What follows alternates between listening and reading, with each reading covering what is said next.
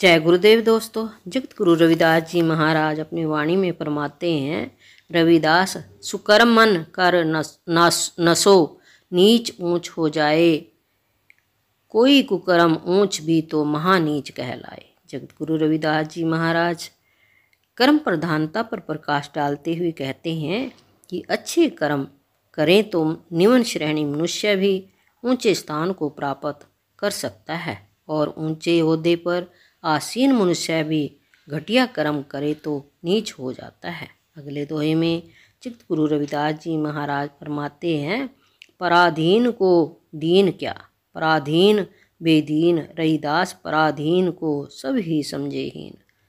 रविदास जी ने जीवन भर लोगों को सामाजिक और वैचारिक पराधीनता से जूझते हुए देखा है, इसलिए गुलाम को गुलामी का एहसास कराते हुए कहते हैं यही बातें उन्हें उनके समकालीन से सबसे ऊंचे स्थान पर ठहराती हैं।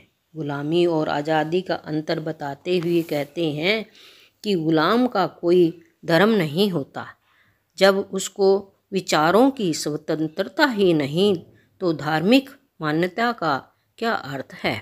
दूसरों के सहारे जीने वाले लोग पशु समान समझे जाते हैं, गुलाम को सभी लोग छोटा समझते हैं, अतः गुलामी एक अभिशाप है।